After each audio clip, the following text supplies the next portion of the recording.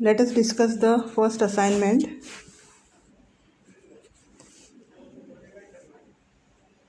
See, the first assignment is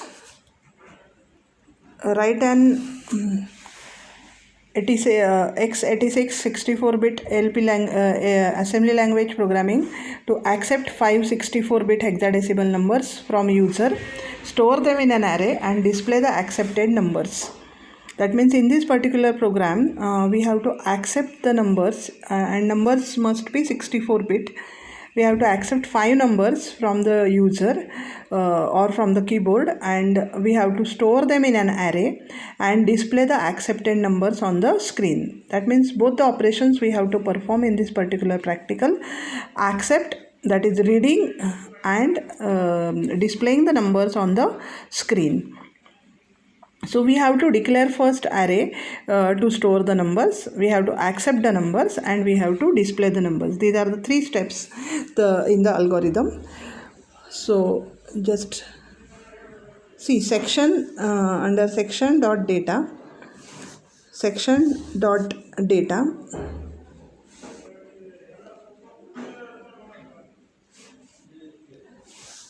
see, we are accepting the numbers from the keyboard, so we don't have the initialized variables that are to be declared under section dot data. We are accepting it and then we are storing. So this is we have to declare this particular array under section dot bss.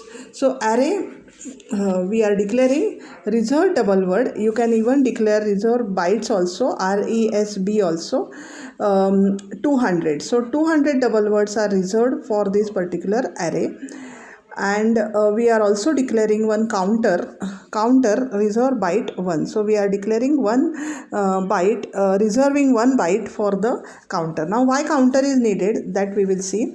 Section dot text global underscore start and underscore start colon.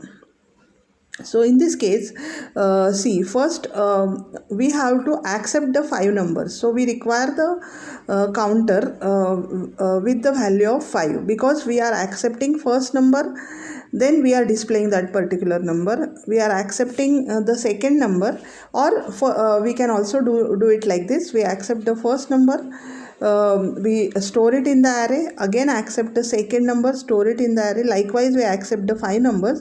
That means we write the loop for accepting the numbers and storing it in the array. That is one loop, and once we store the number, store 5 numbers in the array, we will display these 5 numbers one by one on the screen. Right. So for this purpose, see, move, we have to first how many numbers we are accepting from the keyboard? 5 numbers. So we write move byte into bracket counter comma 05. Since it is a byte type variable, we have to declare it as a byte. Suppose it is a word type variable, then we have to declare it as a word. Right. That's why we have declared this particular variable counter in section dot bss, that is move byte into bracket counter comma 5. Now we have to accept the numbers from the keyboard, so we are using the read system call. So for read system call, we are writing, we have already seen read system call in the previous lecture. So move rax comma 0, move rdi comma 0, rax comma 0. This is a function number for the read system call. Now we are storing whatever the number we are accepting from the keyboard, we are storing in the array. So we are writing the variable name, that is move rsi comma array and move rdx comma 17. Now why we are writing 17? This is because the size of this particular array. So suppose we are accepting the 64-bit number. So 64-bit number means the number is like 0 1 0 0 1 1 0 0 1 1, like there are 64 bits. Now 64 bits means 4 bit is equivalent to 1 digit. So 64 bit is equivalent to 16 digits. That means we are entering the value like 1 5 6 3 like this we are entering 16 digits from the keyboard. How we are entering the 64-bit number from the keyboard? We are entering the 16 digits from the keyboard, that is 1 2 3 4 5 6 7 8. Likewise there are 16 digits, that is your first number. Then we are entering the enter button, and after entering the enter button we are entering the second number, that also consists of the 16 digits. Likewise we are entering the 516 digits from the keyboard. So 16 digits. Now see, whenever the you are entering any number, any digit from the keyboard, that means whenever if you are entering 1 from the keyboard, this 1 is stored inside as a ASCII value. So 1, the ASCII value of 1 is 31H. So how this one is stored in the array? This one is stored in the array as 31H. That means for every digit you require a single byte to store in the array. So for 16 digits we require 16 bytes for storing in the array. That means suppose I have entered the number as 1 2 3 4 and etc. Then for 1 how this one is stored inside the memory? This is stored as this ASCII value, that is 31H. 2 is stored as its ASCII value, 32H. That means for 16 digits we require 16 bytes, right? And after that we enter the enter button. So for enter button, its ASCII value is also stored in the particular array. So total for one number, 164-bit number, it requires 16 digits for the number and one for the enter button, right? That's why what is the size of we can say what is the size of one number that is stored in the memory? It is 17 bytes. That's why here it is written as move rdx, 17 syscall. So the first number is stored as 17 bytes, and we have to store the second number after these 17 bytes, right? That means see, whenever you are writing move rsi, array, your rsi is what is rsi? RSI is a source index register which is 64-bit, and this RSI is pointing to the starting point of the array. So wherever it is pointing, your number gets starts storing from that particular location. So first number gets stored. Now second number should be stored after 17th location. So you have to add RSI, 17. That means your pointer will increment by 17 and it will point to the 17th location. Now you have to store the second number. So already we have stored one number. For that purpose, what we will do, we will decrement this particular counter. So 5 will be decremented by 1, so it will become 4. In the counter, what is remaining? In the counter, the 4 is remaining. Now we will check whether this particular counter is 0, because we have to carry out this particular procedure for 5 times, or whatever the value we have loaded in the counter, that many times we have to continue this particular process. So how we can check this? We can check this with the help of the instruction JNZ. With the help of the instruction JNZ, that is jump if no 0. That means if the counter is not 0, it will jump to whatever the label that is written after this. That means LOOP is the label. You can write any label. I can write L1. I can write anything I can write. And JNZ L1, suppose I write, or loop is written over here. So if the counter is not 0, then it will jump to the instruction where this particular label is written. So this particular label is written loop colon move rax, 0. So it will go to move rax, 0, move rdi, 0. That means again we are using a read system call, and move rsi. Now RSI has been incremented by 17th location, so it will point to some another location, right? And move rdx, 17. Again for the second number we require 17 bytes including enter, and syscall. So whatever the number you enter, the second number you enter, that will be stored in the in this particular position, that is after 17 bytes, right? So your second number gets accepted. Now you have to store the third number. So your pointer must be incremented by 17 so that it will point to the location where the third number is stored.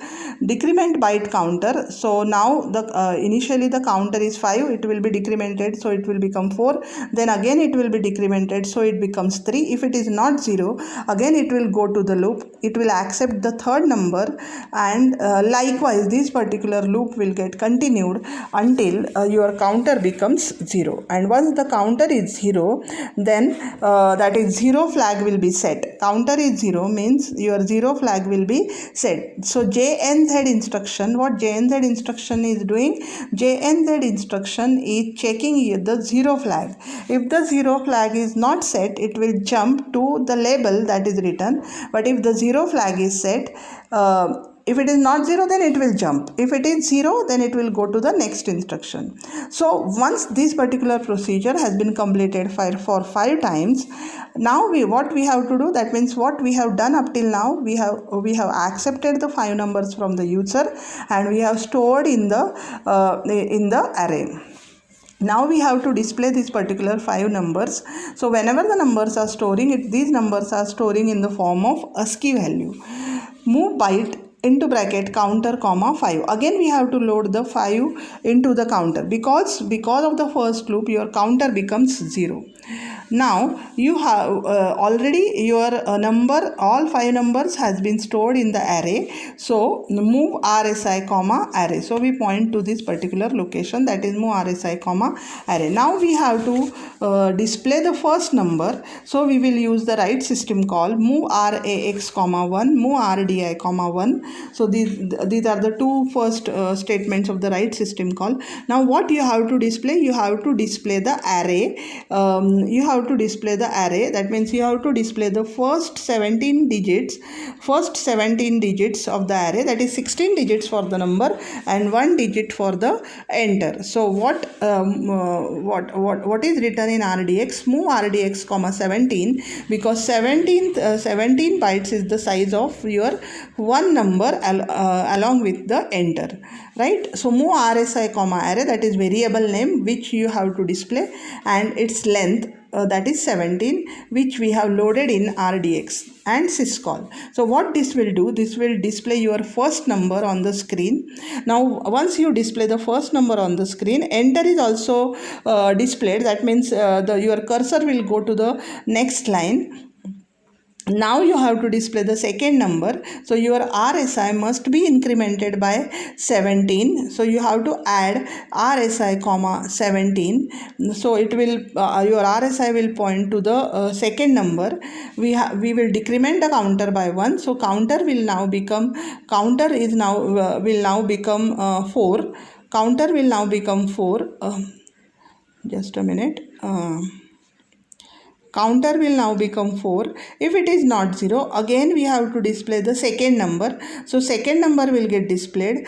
Pointer will be incremented by 17. So pointer will point to the third number. Counter will be decremented by 1. So counter will become 3. It is not 0, so it will go to the loop 1. So this will continue. This will be continued for the 5 times. For the 5 times it will go into the loop, and once the 5 numbers has been displayed on the screen, what you have to do, you have to use the exit system call. That means after JNZ, once all 5 numbers has been displayed, you have to exit from the program. So after JNZ you have to write the exit system call, and for exit system call we have already seen the exit system call, that is move RAX comma 60, move RDI, 1 or 0, and you write syscall. So these three statements you have to write after this, and this will end your program. So this particular program will accept the 564-bit numbers and store it in the array, and then we have displayed this array one by one. That means one number at a time we have displayed this particular array. I hope everybody has understood this particular program. That is the first program of this microprocessor lab.